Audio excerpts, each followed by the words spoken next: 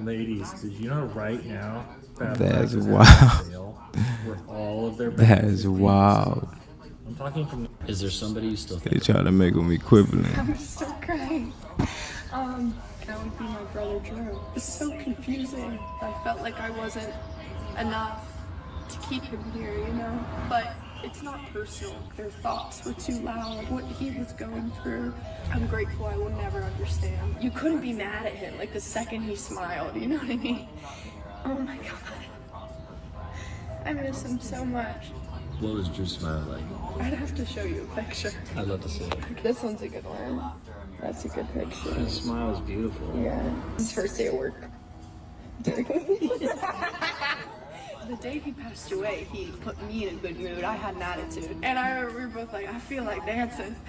We were dancing in the car. The people who are going through the most don't want anyone to know. I feel like men don't feel safe to like express their emotions, and it's very uncomfortable for them. This life is not easy for anybody. I mean, the people who you think are the happiest, those are the ones who deal with really, really bad, intrusive, impulsive thoughts. Facts. That's why I try to appear miserable as much as possible, so you know I won't.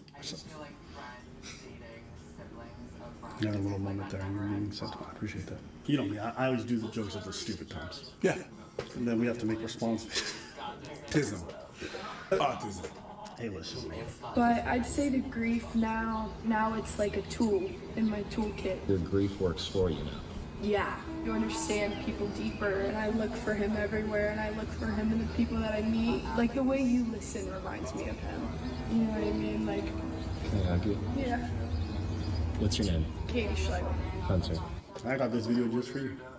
Why? I don't know. Sometimes I just watch a video, I'm like, this is for preach. I mean, she said everything I had to say in that video.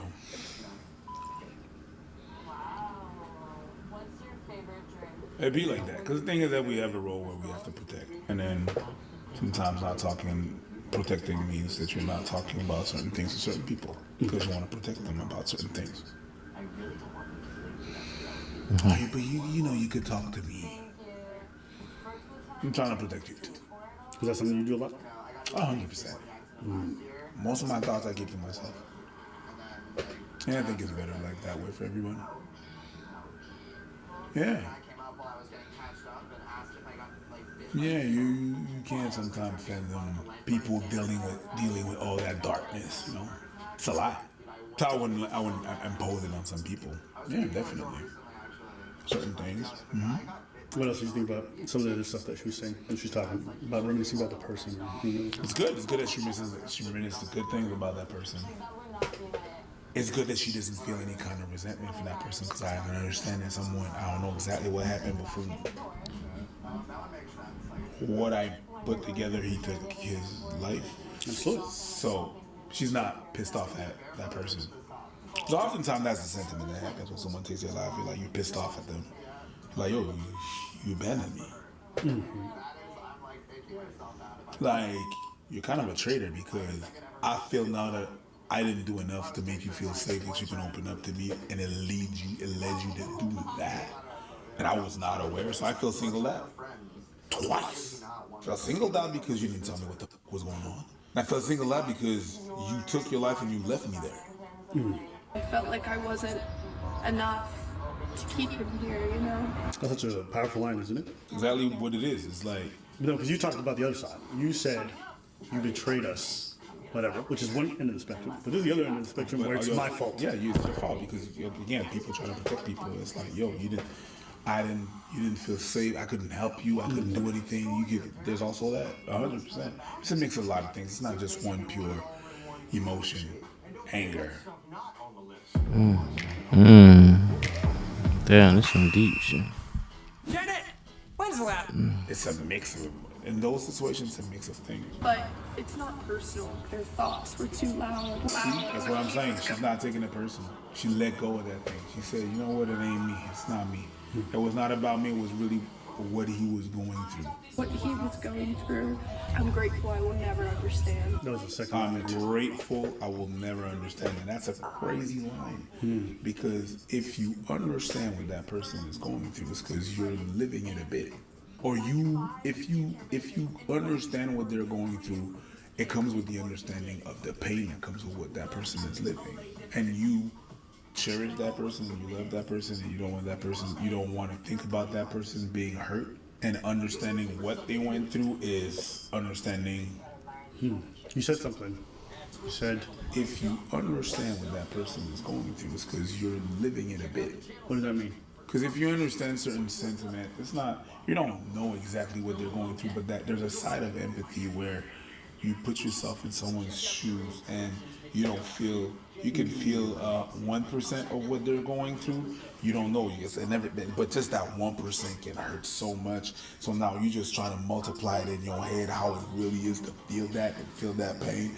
That it hurts you to understand that they were in that feeling. The pain comes in when you don't want that person that you cherish so much and you love so much went through that. It's like when people die tragically, you try to understand, or you try to think that, oh, maybe I hope they didn't suffer. And then when you realize that they suffer while they died, you're like, oh my God. On top of that, they suffered. And then they tell you how that thing happened. You're like, oh my God, this thing Hey, who went through that. You don't want the people that you love. y'all good, being hurt everybody and not good. understanding what they're going through. You can imagine a bit. So that's why I'm saying that, you go through it a bit. You know, I think one of the biggest issues with that, Let's keep spreading the love and positivity. mental, is that Let's keep many vibing, y'all. people's understanding of health-related issues either comes from the limited understanding they have from what they read or their own lived experience. Because a lot of people go through similar afflictions or similar issues. I think the issue is that people go through it for such different reasons. And so the solutions to them are so vast and different. But people can't understand that because many of us have had depressive episodes or, episodes of extreme sadness where if you describe the symptoms to other people, they're like, oh, I've been through that.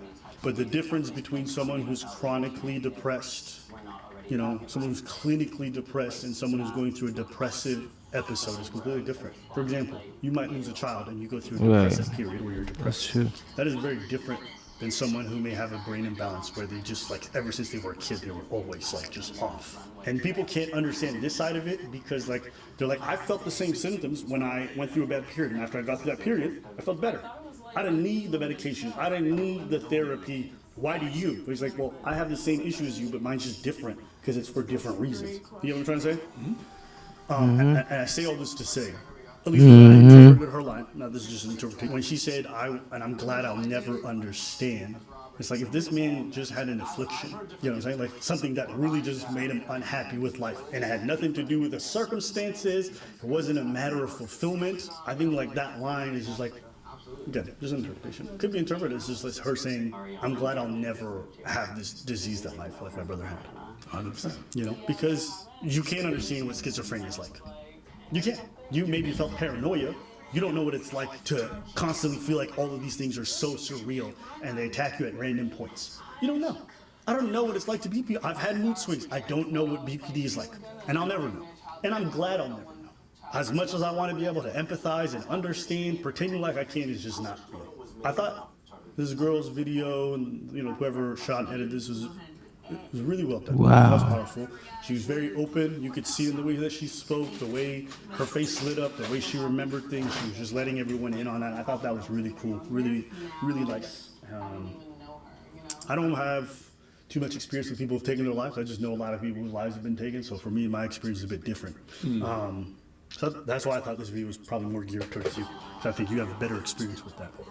And I also don't feel like I have that struggle of being able to open up to the people around me. I think got good people around me. If I want to open up, they're always there to listen. Men, women, doesn't matter.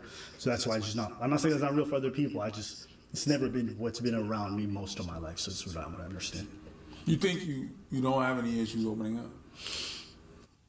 Most drivers don't know that they can buy out their lease. Somebody must have took their life. They weren't the girl's friend. Because it's not really talked about, right? It's not really talked about at the dealership. So the dealership... No, I don't think so. Okay. For the people who I choose to have and to open up, I think I'm very comfortable. Vulnerability doesn't scare me. I'm the same way. I'm the same way. If I choose to, I ain't got no issue I'm good I feel like if I choose so. Well, again, I'm speaking more on like recent memory, like to younger open years. up, Sure. of Probably when I was course, around her brother's age, with probably was a people. different situation. Didn't have the tools or whatever it was. But no, definitely over the years, I think that's definitely been different. Look, listen. Men's experience, we often talk about the fact that men have a hard time opening up. But I don't want to sit here and lie and say like, oh, it's hard for me too. To be honest with you, it's not. I'm wrong. I'm wrong. This is what I did. This is what I did. This is all the fucked up shit. Like it's cool. And as far as like what you said earlier about keeping things away from people or protect them, the people that are close to me, I don't think I'd do that. Like if I had a health condition or whatever it was, like It depends for what. okay. Yeah, I don't think, thankfully, it's not just I'm open to being vulnerable. The people around me create a very good environment where I feel like it's good. But I've also worked on that to have those relationship dynamics. Right? We've all taken efforts to open up to each other over time and like, be like, okay, this is cool. We can do this. You can receive, I can give, and I have that. So that's where I come from. You're welcome. I wouldn't say it's with you, my friend. Buddy, old boy. That's why we're not friends. You see this? You still saying that line? We're not friends. Well, it's a degrees of friendship, you know? You want to call me your friend? You're the dude. I'm a dude? Yeah. Okay. Right. I was that dude. What do you want to say about her video or just about the topic in general? Nothing. Time for the Love Island.